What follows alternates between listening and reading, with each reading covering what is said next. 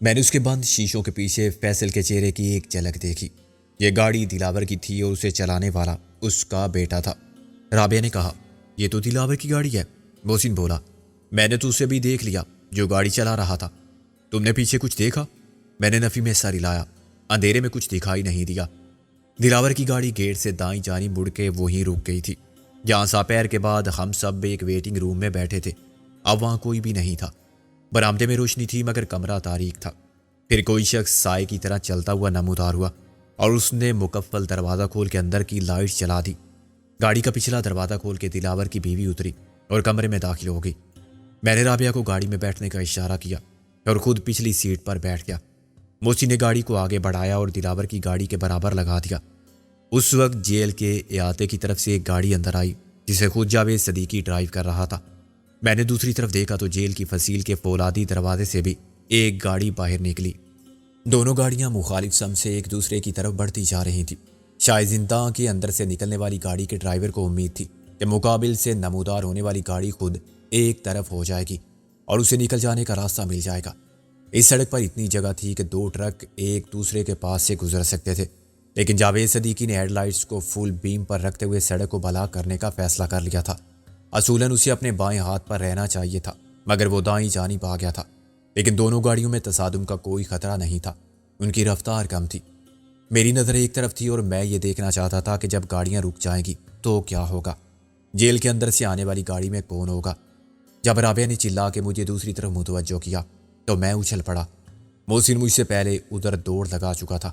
پھر رابعہ بھی waiting room کی طرف لپکی۔ فیصل نے اس کا راستہ روک لیا۔ رابعہ کے مقابل میں پورا مرد تھا اور ایک تندرست و توانا نوجوان۔ گاڑی کا دروازہ پہلے سے کھلا ہوا تھا۔ اس نے رابعہ کا ہاتھ پکڑ لیا۔ محسن کچھ آگے برآمدے میں تھا۔ اس نے پلٹ کے دیکھا۔ میرے لیے فیصلہ کرنا ضروری ہو گیا کہ مجھے کدھر جانا چاہیے۔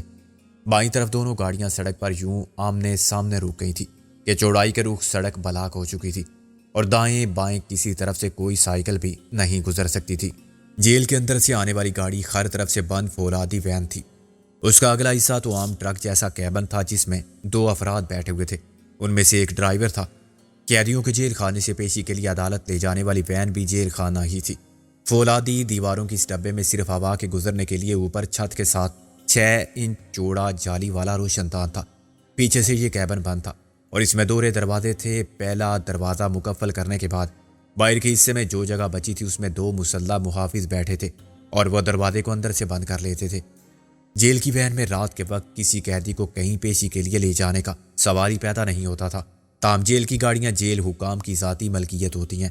کوئی جیلر بازار سے پنسل منگوانے کے لیے وین کے ساتھ ڈرائیور کو بازار بھیج سکتا تھا تو اس کی بیوی بھی یہ گاڑی سبزی لانے کے لیے استعمال کر سکتی تھی۔ کسی کی مجال نہ تھی کہ آتے جاتے پولیس کی گاڑی کو روک سکے۔ ظاہر ہے وین کے ڈرائیور نے یہی سمجھا ہوگا کہ سامنے سے آنے والی گاڑی کا ڈرائیور نشے میں ہے۔ اس نے گاڑی کو دائیں طرف سے نکالنے کی کوشش کی تو سامنے والی کار بھی دائیں طرف ہو گئی اور پھر بریک لگا کے دونوں گاڑیاں ترچھی کھڑی ہو گئیں۔ کار میں سے اترنے والا پہلا شخص خود SSP جاوید صدیقی تھا جس نے پوری یونیفارم پہن رکھی تھی۔ اس کے ساتھ ہی اترنے والے بھی پولیس کی وردی میں تھے اور ان کے ہاتھوں میں بندوقیں تھیں۔ میں اتنی دیر میں ویٹنگ روم کی طرف قدم بڑھا چکا تھا مگر مجھ سے پہلے محسن وہاں پہنچ چکا تھا۔ رابعہ نے اپنا ہاتھ چھڑانے کے لیے کوشش کی۔ فیصل، ہاتھ چھوڑ میرا ورنہ۔ فیصل نے اسے ایک جھٹکا دیا۔ ورنہ کیا؟ ورنہ کی اولاد۔ محسن نے پیچھے سے اس کے سر پر مکہ مارا۔ فیصل کی ماں اندر سے چلائی، فیصل جان سے مار دو اس حرام زادی کو، ہڈیاں توڑ دے اس کی، جلدی کر۔ کمرے کے اندر سے ایک شخص آہستہ آہستہ چلتا ہوا آیا۔ وہ وہاں پہلے سے موجود ہوگا۔ کمرے کا قفل کھولے جانے کے بعد میں نے کسی کو باہر سے اندر جاتے نہیں دیکھا تھا۔ اس کا مطلب یہی تھا کہ وہ مکفل اور اندھیرے کمرے میں چھپا ہوا تھا۔ جب وہ روشنی میں آیا تو میں نے اسے دیکھا۔ وہ چودھری دلاور تھا۔ ماں کی آواز فیصل کے کانوں تک ضرور پہنچی ہوگی مگر اس سے پہلے ہی محسن کا مکہ اس کے سر میں مغز کو ہلا چکا تھا۔ شاید اسے رات کو سورج نظر آ گیا ہوگا جیسے دن میں تارے نظر آ جاتے ہیں۔ فیصل نے سر جھٹکا اور پھر رابعہ کو چھوڑ کے محسن کی طرف پلٹا۔ محسن دوسرا مکہ گھما چکا تھا۔ یہ مکہ فیصل کے چہرے پر سامنے سے عین ناک پر لگا، لیکن وہ اچھی کاٹھی والا مضبوط نوجوان تھا۔ ناز و نام میں پلنے کے باوجود وہ نازک نہیں تھا۔ وہ محسن سے چمٹ گیا۔ چودھری دلاور کو دیکھتے ہی میں نے فیصل اور محسن کی دست بدست جنگ میں دخل دینے کا خیال چھوڑ دیا۔ اول تو محسن اس لونڈے سے خود ہی نمٹ سکتا تھا مگر جیل کے آتے میں اور گیٹ کے سامنے اس قسم کی لڑائی زیادہ دیر جاری نہیں رہ سکتی تھی۔ آس پاس کے لوگ جمع ہو جاتے تو فرار کے راستے بند ہو جاتے، پھر جیل کے محافظ پہنچ جاتے اور فریقین کو گرفتار کر لیتے۔ مجھے اس سے پہلے ہی چودھری دلاور کو نکال کر لے جانا تھا۔ رابعہ نے کہا تھا کہ ہم وہاں اپنے دفاع میں بھی فائرنگ نہیں کر سکتے۔ وہ ریوالور اپنے پاس رکھنے کے موڈ میں نہیں تھی، مگر اچانک اس نے بھی محسوس کیا کہ یہ دنگل فوراً ختم کرانے کے لیے اسے آتشی اسلحے کی قوت کا مظاہرہ کرنا ہی پڑے گا۔ اس نے ریوالور نکال کے کہا، فیصل رک جاؤ ورنہ میں گولی مار دوں گی۔ لیکن یہ صرف دھمکی رہی۔ میں برآمدے کے قریب تھا، میں نے اسے اشارے سے روک دیا۔ دلاور کی بیوی نے چیخ ماری، اس نے دلاور کا ہاتھ پکڑ کے کھینچا۔ جلدی کرو دلاور، ہمارے ساتھ دھوکا ہوا ہے، مگر خیر تم بیٹھو، میں چلاؤں گی گاڑی۔ فیصل، دلاور کی نظر مجھ پر تھی اور وہ منجمد ہو گیا تھا۔ نہیں تم جاؤ، فیصل کے ساتھ نکل جاؤ، چھوڑ دو مجھے۔ یہ مصیبت کہاں سے نازل ہو گئی یا میرے خدا، دلاور کی بیوی چلانے لگی۔ پھر اس نے مجھے دیکھ لیا، یہ وکیل کیا کر رہا ہے یہاں؟ بے وقوف عورت، دلاور نے کہا، فضول سوالات مت کرو، تم جاؤ ورنہ تم بھی پھنس جاؤ گی۔ اور تم، وہ کانپتے ہوئے بولی، تم کیا کرو گے؟ میں واپس اندر چلا جاؤں گا، دلاور نے کہا، مجھے کچھ نہیں ہوگا۔ میں اب کسی ایکشن کی ضرورت محسوس نہیں کر رہا تھا۔ دلاور کو جیل سے لے جانے کی کوشش ناکام ہو چکی تھی۔ فیصل کے سر پر رابعہ نے ریوالور کا دستہ مارا تھا۔ محسن اسے گرنے سے پہلے ہی گاڑی کے کھلے دروازے سے اندر دھکیل دیا تھا اور وہ سیٹ پر گرا تھا۔ صورتحال کسی حد تک ہمارے حق میں تھی۔ پھر دلاور کی بیوی نے اپنا ہینڈ بیگ کھول کے ریوالور نکالنے کی کوشش کی تو میں نے اس کا ہاتھ تھام کے فرنچ میں کہا، اب کوئی فائدہ نہیں۔ دلاور نے مجھے گالی دی، چھوڑ اسے کتے، وہ مجھ پر حملہ آور ہوا۔ میں نے دلاور کی بیوی کو پیچھے دھکیل دیا اور دلاور کو ایک ہاتھ پر روک کے محسن کی طرف پھینک دیا۔ میں اس کو مارنا نہیں چاہتا تھا، اس کی جسمانی حالت ابھی اتنی اچھی نہیں ہوئی تھی کہ وہ میرا مقابلہ کر سکتا یا مار کھا سکتا۔ محسن اسے دبوچ کے اپنے ساتھ کھینچا۔ پیچھے سے میں نے دلاور کو لات ماری، وہ دوسری طرف سے گاڑی کی پیچھے والی سیٹ پر گرا۔ وہاں اس کا بیٹا پہلے ہی اوندا پڑا ہوا تھا۔ اس پر گرتے ہی دلاور نے اٹھنے کی کوشش کی، مگر میں ایک سیکنڈ ضائع کیے بغیر پیچھے کا دروازہ بند کر کے سیٹ پر بیٹھ کر اس کو دبا چکا تھا۔ دلاور کی بیوی سمجھ گئی کہ وہ اپنے شوہر کو حاصل کرنے کی کوشش میں الٹا اسے گنوا بیٹھی ہے۔ اس نے مدد کے لیے چلانا شروع کیا ہی تھا کہ میں نے گاڑی سٹارٹ ہونے کی آواز سنی۔ پھر دمادم دونوں دروازے بند ہوئے۔ محسن نے گاڑی کو پوری ریس دے کے اٹھایا، رابعہ اس کے ساتھ والی سیٹ پر بیٹھ چکی تھی۔ گاڑی زخم خوردہ جانور کی طرح دیوانہ وار بھاگی۔ رابعہ نے پھولی ہوئی سانس کے ساتھ کہا، سیدھے چلو، سیدھے مگر ادھر سے گھوم کے۔ محسن نے گاڑی کو پورا دائرے میں گھمایا اور گاڑی پودوں کو رونتی ہوئی ویٹنگ روم کے پچھلے حصے میں آ گئی۔ دلاور کی بیوی نے ریوالور سے اندھا دھند فائر کیے۔ آس پاس افراتفری پھیل گئی۔ میں نے جیل کے محافظوں کی سیٹی کی آواز سنی اور اپنا سر نیچے رکھا۔ دلاور کی بیوی غصے، مایوسی اور صدمے سے پاگل ہو رہی تھی۔ جب میں نے اسے دھکا دیا تو وہ بری طرح دیوار سے ٹکرائی تھی۔ ایسی حالت میں وہ نشانہ لے کر فائر کیسے کر سکتی تھی؟ اس کی یہ دیوانہ وار کوشش رائے گاں گئی۔ رات بھی کسی حد تک ہماری محافظ بنی۔ گاڑی اندھیرے اجالے میں درختوں کے درمیان سے لہراتی ہوئی آگے بڑھ رہی تھی۔ محسن صرف ڈرائیونگ کر رہا تھا۔ اس علاقے کی جغرافیے سے رابعہ واقف تھی۔ وہ محسن کو ہدایات دے رہی تھی۔ محسن بھی گاڑی کو سیدھا چلانے کی بجائے لہراتا ہوا آگے بڑھا رہا تھا۔ سڑک جو سیدھی باہر لے جا سکتی تھی کچھ دور رہ گئی تھی۔ اب ہم عملے کے رہائشی کوارٹروں والے علاقے سے گزر رہے تھے اور وقتی طور پر کچھ محفوظ ہو گئے تھے۔ ہمارے پیچھے جیل کے دروازے پر ایک ہنگامہ جیسا تھا جس کا شور ہمارے کانوں تک پہنچ رہا تھا۔ اس شور میں چیخ پکار کی آوازوں کے ساتھ سیٹیاں بھی شامل تھیں۔ جیل کی فصیل پر سے محافظ ہوائی فائرنگ کر رہے تھے اور اضافی سرچ لائٹس جلا دی گئی تھی۔ جیل میں اس قسم کے ہنگامے کا مطلب یہی سمجھا جاتا ہے کہ شاید کوئی قیدی فرار ہو گیا ہے یا کسی کو نکال کر لے جانے کی کوشش ہوئی ہے۔ دور سے دیکھنے والوں کو اصل واقعے کا علم کیسے ہو سکتا تھا؟ ہم سبزی کے کھیت سے گزرے، پھر اچانک ہمارے سامنے دیوار آ گئی۔ یہ دیوار شاید 6-7 فٹ اونچی تھی اور اس کے پیچھے کوئی بازار تھا۔ کوارٹروں میں رہنے والوں نے اپنی آسانی کے لیے اس دیوار کی کچھ چینٹیں نکال کے ایک تنگ سا راستہ بنا لیا تھا۔ یہ بے ہنگم سوراخ 3-3.5 فٹ لمبا چوڑا ہوگا اور اس میں سے کوئی بھی تھوڑی سی کوشش سے سر جھکا کے گزر سکتا تھا۔ بازار تک پہنچنے کا صحیح راستہ تو وہی گیٹ تھا جس سے ہم گزر کے آئے تھے اور یہ راستہ عام پبلک بھی استعمال کرتی تھی۔ مگر کوارٹروں میں رہنے والے بچے، عورتیں اگر اس راستے سے بازار جاتے تو انہیں ہر چکر 1 میل کا پڑتا۔ ایسے شارٹ کٹ ہر جگہ لوگ خود بنا لیتے ہیں۔ محسن نے مجھ سے فرانچ میں سوال کیا، گاڑی اس شگاف میں سے گزار دوں؟ میں نے کہا، پاگل ہو گئے ہیں آپ، دیوار گر جائے گی، راستہ نہیں بنے گا۔ محسن نے یقین دلایا، لیکن دیوار کی دوسری طرف کیا ہوگا؟ نہ جانے کون ملبے میں دب جائے گا یا کوئی دیوار سے برآمد ہونے والی کار سے کچلا جائے گا۔ تو گاڑی اس جگہ روک لے، میں نے کہا۔ محسن نے گاڑی روک لی۔ اب کیا ہم ان کا انتظار کریں جو ہمارے پیچھے آ رہے ہیں؟ میں نے کہا۔ رابعہ سے کہہ کہ نکل جائے۔ محسن نے کہا۔ مس رابعہ، آپ کے لیے حکم ہے کہ اس جگہ سے نکل جائیں، مگر نہیں چلے گی۔ محسن نے دھاڑ کر کہا، جاؤ۔ رابعہ نے احتجاجاً دروازہ کھولا اور باہر نکل گئی۔ جاتے جاتے وہ ریوالور محسن کی طرف اچھال گئی۔ میں نے اسے دیوار کے خلا سے غائب ہوتے دیکھا۔ میرے دماغ کا کمپیوٹر تیزی سے کام کر رہا تھا۔ تو مخالف سمت میں دوڑ لگا، اس دیوار کے ساتھ ساتھ جہاں تک جا سکتا ہے۔ دیوار کے ساتھ ساتھ تو مین گیٹ تک پہنچ سکتا ہوں۔ 100 گز دور جا کے 2-3 فائر کر دے، میں نے کہا۔ پھر دیوار کے اوپر سے باہر کود جا اور موقع نہ ملے تو واپس ادھر آ جانا۔ محسن سمجھ گیا کہ میں دھوکے سے دشمن کی توجہ دوسری طرف کرنے کی حکمت عملی اختیار کروں گا۔ میں اپنے پیچھے آنے والوں کی آوازیں بھی سن سکتا تھا۔ وہ پولیس کی گاڑی میں موٹر سائیکلوں پر اور پیدل دوڑتے ہوئے آ رہے تھے۔ محسن دیوار کے ساتھ ساتھ بھاگنے لگا۔ یہ دیوار جیل کی آخری حد تھی اور اس کے کواٹروں کے درمیان وہ کھیت تھے جن میں قیدی کام کرتے تھے۔ قید بامشقت کاٹنے والوں کو یہاں سارا سال ایسے ہی کاموں میں مصروف رکھا جاتا تھا۔ وہ زمین کھودتے تھے، گھاس صاف کرتے تھے اور سبزی کاشت کرتے تھے۔ پھر تازہ سبزی جیل کے عملے کو مفت مل جاتی تھی۔ قاعدے قانون کے مطابق قیدیوں سے لی جانے والی مشقت کی پیداوار کو فروخت کر کے انہی کی فلاح و بہبود پر خرچ کرنا ضروری تھا، لیکن اس قانون پر عمل کرنا ضروری ہے، یہ شاید کہیں نہیں لکھا گیا تھا۔ چنانچہ جیل کے اندر بھی قیدی جو کپڑا بنتے تھے یا دریاں یا قالین بناتے تھے، اس کی آمدنی کا حساب کوئی نہیں رکھتا تھا۔ نمائشی طور پر کہیں ایک شوکیس میں کچھ چیزیں ضرور سجا دی جاتی ہیں جو کبھی جیل کے معائنے کے لیے آنے والے کسی وی آئی پی کو دکھائی جاتی ہیں کہ یہ قیدیوں نے بنائی ہیں۔ وی آئی پی مسکرا کے کہتا ہے ویری گڈ اور آگے بڑھ جاتا ہے۔ ہم اپنی مشقتی قیدیوں کی محنت کو برباد کرتے ہوئے سبزیوں کے پودوں کو گاڑی سے رونتے دیوار تک پہنچے تھے۔ ہم کوارٹروں کے بالکل پیچھے سے گزرے اور اب بالکل اندھیرے میں تھے۔ محسن نے گاڑی کی لائٹس بھی بجھا دی تھی۔ کافی فاصلے پر مجھے کچھ لوگ ہاتھ سے اشارے کرتے نظر آ رہے تھے۔ محسن نے چند منٹ کے بعد فائر کیے اور ہمارے پیچھے دوڑنے والے ایک دم رک گئے۔ کسی نے چلا کے کہا ادھر گئے ہیں وہ۔ کسی اور نے کہا گاڑی تو ادھر نظر آ رہی ہے، وہ گاڑی چھوڑ کر بھاگ گئے ہیں۔ وہ دیکھو، وہ کوئی دیوار پھاند کے گیا ہے۔ کئی آوازیں آئیں اور پھر ایک فائر ہوا۔ تعاقب کرنے والی جیپ کا رخ بدل گیا۔ میں نے محسوس کیا کہ چودھری دلاور بے حس و حرکت پڑا ہوا ہے۔ اگر وہ مکر نہیں کر رہا تھا تو میرے بدن کے نیچے دب کے اس کا دم گھٹ گیا تھا۔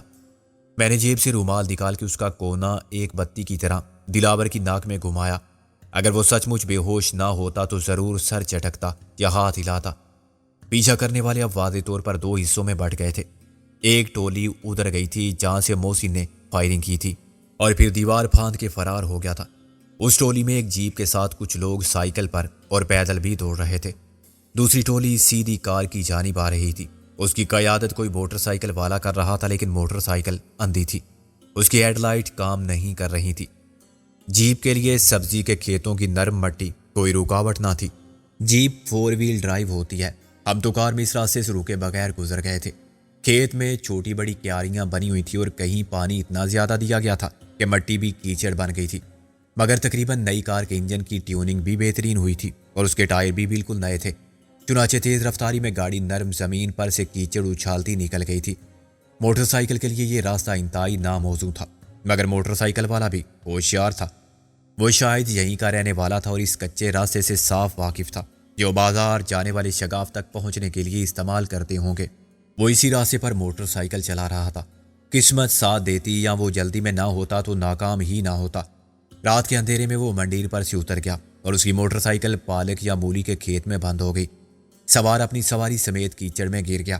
اس سے پہلے کہ لوگ گرے ہوئے کو اٹھاتے، میں نے چودھری دلاور کو کندھے پر اٹھایا اور دیوار کے ساتھ ساتھ رینگتا ہوا آگے بڑھ گیا۔ چودھری دلاور میری پیٹھ پر تھا اور اس بوجھ کا توازن برقرار رکھتے ہوئے میں چاروں ہاتھوں پیروں پر چل رہا تھا۔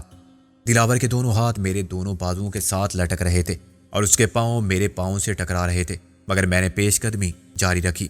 دیوار کی جڑ میں مکمل اندھیرا تھا۔ یہاں سخت مٹی تھی اور کنکر تھے جو میری ہتھیلیوں میں گڑ رہے تھے۔ تھوڑے تھوڑے فاصلے پر دیوار میں ایک برجی سی آتی تھی۔ میں مشکل سے 100 قدم ہی گیا تھا کہ کھلے گٹر میں گر گیا۔ یہ گٹر دیوار کے نیچے سے گزرنے والی سیوریج لائن کا تھا اور اس پر ڈھکن کا نہ ہونا کوئی انوکھی بات نہ تھی۔ ہم تو مصروف شاعراؤں پر کھلے منہ والے مین ہول دیکھ کے بھی حیران نہیں ہوتے تھے۔ مکمل تاریکی میں کھلے مین ہول کا اندھیرا مجھے دکھائی نہیں دیا۔ جب میں اندر گرا تو میرے ہاتھ پہلے خلا میں اترے۔ میں منہ کے بل غلاظت کے سیاہ ملغوبے میں اتر جاتا تو پھر باہر نکل کے دنیا کو منہ دکھانے کے قابل نہ رہتا۔ ایک خودکار اور فولادی رد عمل کے ساتھ میرا جسم اکڑ گیا اور میں نے دلاور کے بوجھ سمیت خود کو اتنا اوپر اٹھا لیا کہ میرے ہاتھ گٹر کے دوسرے کنارے پر جم گئے۔ میں نے ایک گہری سانس لی اور خدا کا شکر ادا کرتے ہوئے گٹر کی سائڈ سے گزر گیا۔ اس کے فوراً بعد وہ مختصر سا آتا تھا جس میں کوڑا کچرا جلا دیا جاتا تھا۔ ایک لمحے کا توقف کیے بغیر میں نے پہلے دلاور کو اندر ڈالا اور پھر خود بھی اندر اتر گیا۔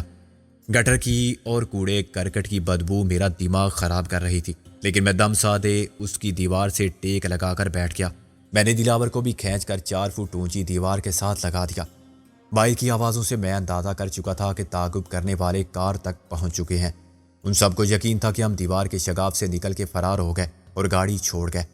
میں نے جو سوٹ پہنا تھا اس کے گھٹنے زمین پر چلنے سے پھٹ گئے تھے اور مٹی دھول کے ساتھ جاڑ جنکاڑ نے کوٹ پتلون کے ساتھ ٹائی کو میلا اور موزیکا خیز بنا دیا تھا۔ میں فرانچ وکیل سے زیادہ کسی سرکس کا مسخرہ لگتا تھا۔ میں نے چودھری دلاور کی اور اپنی حالت پر غور کیا۔ گردش حالات نے ہمیں کہاں سے کہاں پہنچا دیا تھا۔ میں ایک صنعتکار کا بیٹا لندن میں اعلیٰ تعلیم حاصل کر رہا تھا۔ چودھری دلاور خود صنعتکار تھا۔ اس وقت ہم دونوں جیل کے کچرا خانے میں پڑے ہوئے تھے۔ ایک شکاری دلاور تھا جو میرے پیچھے لگا ہوا تھا، پھر بازی پلٹ گئی اور میں شکاری بن کے دلاور کا تعاقب کرنے لگا۔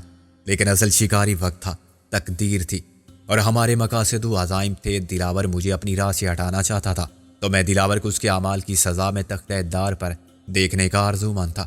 شوکت رانا سارے کاروبار پر قابض ہونے کے لیے دلاور کو ختم کرنا چاہتا تھا، تو دلاور کی بیوی مجھ سے کہہ چکی تھی کہ شوکت رانا کو مار دو۔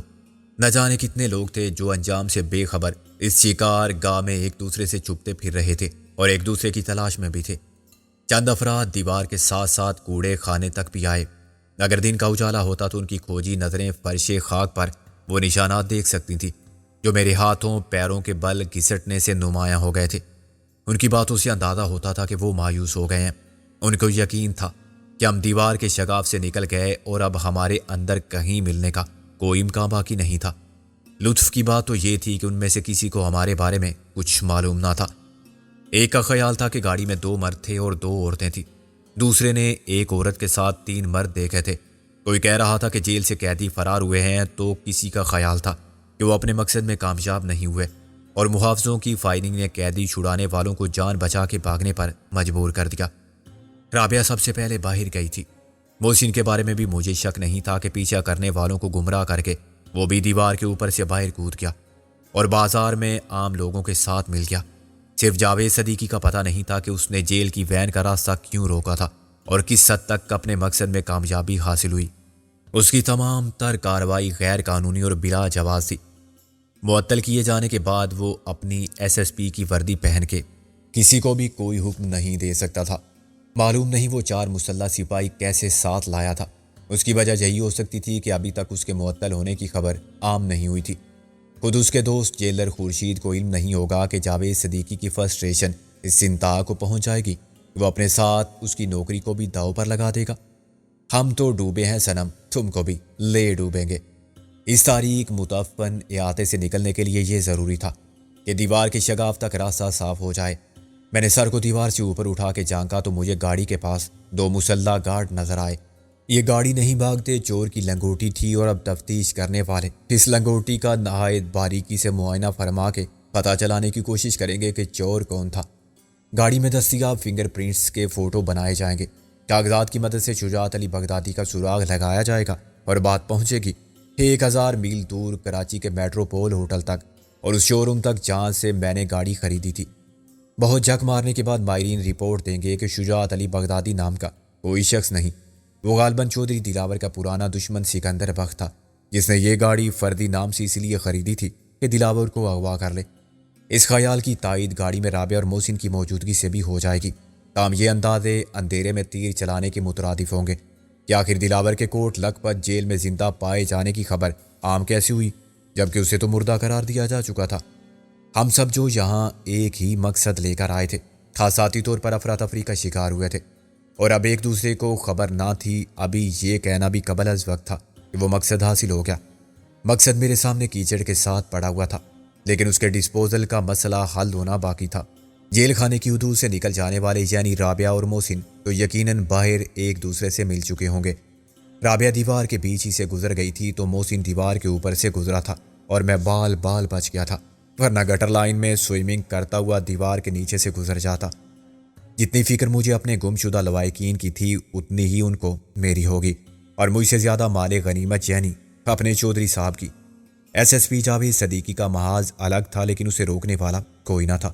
وہ تو شاید 2-4 کو ہمراہ ہی لے گیا ہوگا، مگر یہ معلوم نہیں تھا کہ وہ کہاں گیا اور ہم سے پھر کہاں ملے گا۔ صورتحال وہی ہو گئی تھی کہ میں تو کمبل کو چھوڑتا ہوں، لیکن کمبل مجھے نہیں چھوڑتا۔ بڑی مشکل سے ہم نے دلاور کو پولیس کے حوالے کیا تھا، مگر وہ پھر ہمارے ساتھ بلائے بے درماں کی طرح چمٹا ہوا تھا۔ گاڑی میں اس کا ہونہار سپوت جب ہوش میں آئے گا تو چلائے گا اماں، یا شاید ابا کو یاد کرے گا اور پوچھے گا کہ میں کہاں ہوں۔ چودھری دلاور نے اچانک کرا کے کہا، او نیک بخت۔ میں نے کہا، چپ کر کے پڑا رہے بدبخت، ورنہ۔ اپنی نیک بخت کے بجائے سکندر بخت کی آواز سن کے وہ پھر بے ہوش ہو گیا۔ اس کی خاموشی کو بے ہوشی سمجھ کر مطمئن بیٹھنا بھی غلط تھا۔ اس کے آواز بحال ہو رہے تھے اور شاید اسے یاد آنے لگا تھا کہ جیل خانے سے فرار کا عظیم الشان منصوبہ کیسے اچانک ناکامی کی نظر ہو گیا تھا۔ ہاسپٹل کے ریکارڈ میں فوت ہو جانے والا چودھری دلاور یہاں کچرا خانے میں پڑا تھا۔ نہ جانے اس کار خیر میں چودھری دلاور کے وارثوں نے کتنا پیسہ خرچ کیا تھا۔ اگر بیچ میں ہم نہ کودتے تو بیک وقت 2 مقاصد حاصل ہو جاتے۔ چودھری دلاور کی گرفتاری کی بات غلط ہو جاتی یا وائی کسی دشمن نے اڑائی ہوگی۔ دلاور 6 مہینے سال ولایت کے صحت افزا اور ایمان پرور ماحول میں گزار کے لوٹتا اور اچانک اعلان کر دیتا کہ میں دوسری دنیا میں نہیں، لندن اور پیرس میں تھا۔ کون کہتا ہے کہ میں اللہ کو پیارا ہو گیا تھا؟ وہ کوئی اور دلاور ہوگا، اور اگر وہ چودھری دلاور تھا تو کیا ہوا؟ ایک نام کے کئی لوگ ہوتے ہیں۔ میری شناخت تو کسی ثبوت کی محتاج نہیں، اور چودھری دلاور کی عدم موجودگی میں دوسرا مقصد یہ پورا ہوتا کہ زیر حراست بیمار ملزم کو تفتیش کے دوران تشدد سے ہلاک کر دیتے، پر S S P Javed Siddiqui کو سزا ہو جاتی، نوکری اور عزت تو لازمی جاتی، جیل خانے کی نوبت بھی آ جاتی۔ چودھری دلاور کے دوسرا جنم لیتے ہی گویا پینڈورا باکس کھل جاتا اور نئے سرے سے تفتیش ہوتی کہ آخر یہ سب کس نے کیا تھا، کیسے کیا تھا اور کیوں۔ لیکن گڑے مردے اکھاڑ کے پرانے سوالات کا جواب حاصل کرنا آسان ہوتا۔ معلوم نہیں چودھری دلاور کے ذہن میں ایسا ہی کوئی منصوبہ تھا یا کچھ اور۔ میرے ذہن میں اس وقت ایک ہی منصوبہ تھا کہ چودھری دلاور کو کندھے پر بٹھا کے اعلیٰ دین کے چراغ کے جن کی طرح پرواز کر جاؤں، سیدھا جا کے اتروں S S P Javed Siddiqui کی گاڑی میں اور سر جھکا کے کہوں کہ غلام حاضر ہے، اور چودھری دلاور کو سامنے رکھ دوں۔ مگر اس سے زیادہ مشکل مجھے 6 فٹ اونچی دیوار عبور کرنا لگ رہا تھا۔ میرے کانوں میں اب ایک نئی آواز گونج رہی تھی۔